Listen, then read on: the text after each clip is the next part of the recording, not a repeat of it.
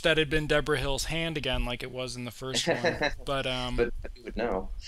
okay, and there we get that, and then What a nice shot. By the way, this opening was kind of stolen by Friday the 13th, Part 3, a couple of years later.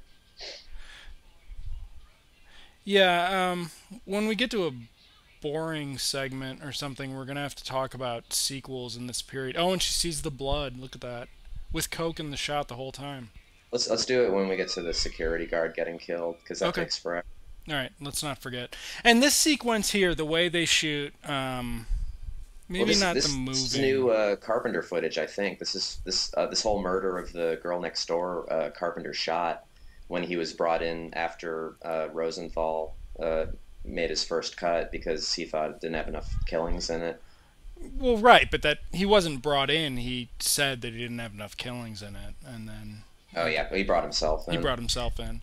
Um, I was a little dismayed to find out that he shot this particular murder because this is I hate how gratuitous this is. I was, the whole hypodermic needle that's going to come up. That Carpenter shot that insert shot. I mean, it's kind of like It's the it. exact opposite of what you'd think Carpenter, would have to go in and fix. He's not really a gore guy, especially even in the first Halloween.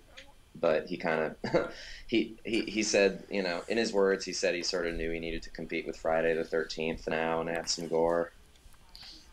Well, considering his whole involvement was a contractual obligation with the producers, and that he hated writing it, etc., etc.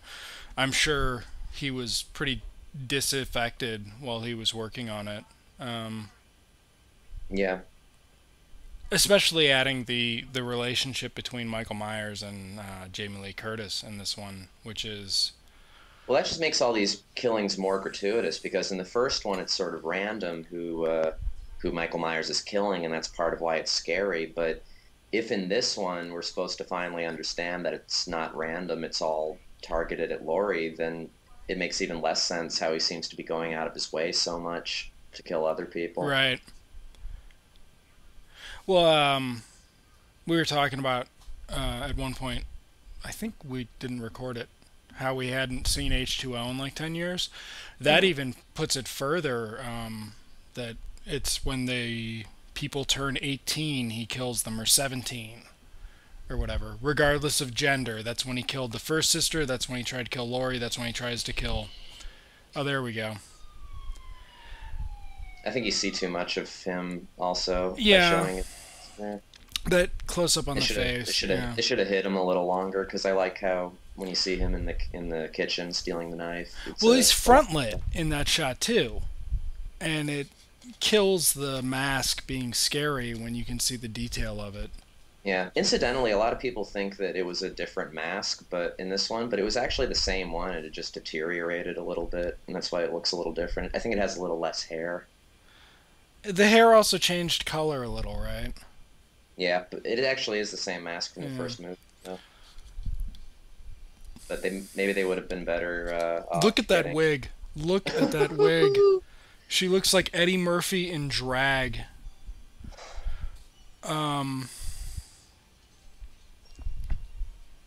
and I didn't actually mean to make a reference to Trading Places having Eddie Murphy in it, because they really aren't in a lot of scenes together. But Or Eddie Murphy fucking transvestites and wigs. didn't he also play, what was that one guy who had the Jerry, not the, he had the dreadlocks, Jerry curl dreadlocks on Saturday Night Live, who also liked transvestites? Anyway, um, so there's Well, Lance Guest do you and know? Leo Rossi. Oh yeah, Lance Guest. Did you notice how it was dusk when they were taking her to the car? The sun was coming up. The sky was blue instead of black. No, I missed that. Lance Guest was going to be a big Universal star after he was in Jaws 2 a couple years before this. No, no, he wasn't in Jaws 2. Oh, I thought he was. He was in Jaws 4. Oh yeah, Yeah, yeah. that was the end. I think Last Starfighter. I don't know what happened between Last Starfighter and Jaws 2 or Jaws 4. Whoever was in Jaws 2, I don't think they were trying to prep him, but that's one of the things I want to talk about during the security guard sequence is the Oh, s- relationship between this and Jaws 2. Here's a famous urban legend brought to life on the screen about people putting razor blades in apples and catching little children. And that was, I guess, one of the things that they had said was exploitative about this one was that it had sort of, Well, look at that! well, Ah, ah! it sort of bought into all this stuff, and then the Halloween stuff, and sort of tried to refer to it versus the first one, which was shot under the title "The Babysitter Murders." So, Yeah, that's true. oh, I totally thought that thing got knocked on its side in this one, but I guess that was Magnolia. Um, Leo Rossi, who went on to possibly longer success than Lance Guest. Um, oh, look at that wig. Oh, you feel Leo so Ross. bad for her in some ways. Yeah, I mean, she doesn't get to do anything in this movie, but maybe she didn't really want to either. She complained about it later. You know, she said, I felt it was, what, stupid that you had this strong female character who. This was post True Lies after she'd gotten to be the James Cameron female action hero. Um, who, oh, I'm sure that nurse was in Rick Rosenthal's acting class, which he talks about in the Q&A, It, which we've got a link to well, because, yeah, we'll yeah, link to it on the site. It was sponsored by Shock Daily Drop. It was very cool of them to do it. We'll link to it on the site. yeah. By the way, you work in a hospital, right? No. Oh, please cut that out. Okay, there's Glory Gifford. Is she going to be authoritative in this scene? Apparently, her role was written for a 50-year-old white woman, and her character's name is Mrs. Alves. And I've always known that she was named after Joe Alves, who was the production designer on Escape from Jaws New York. and Escape from And New York, and Jaws 2 when he directed Jaws 3. If we want to get into nepotism in Universal Pictures in the late whatevers. Lance Guest Joe Alves connection. No, you keep getting that wrong. Lance Guest was in Jaws: The Revenge. That was Yeah, well, directed by Joseph Sargent. Joseph I Sargent. know it was released by Universal. It's all the same Okay, thing. it has nothing to do with Joe Alves, who's unappreciated. Are they Okay, I pushing can her do that. blood back into her body? What is going on? I Look at think that wig.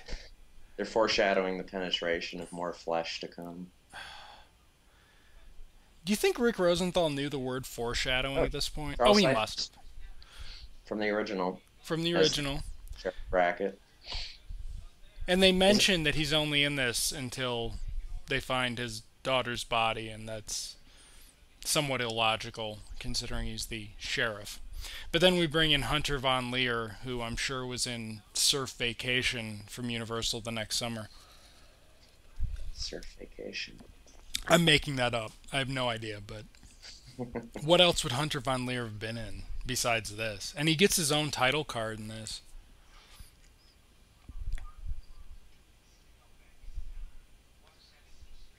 What's funny about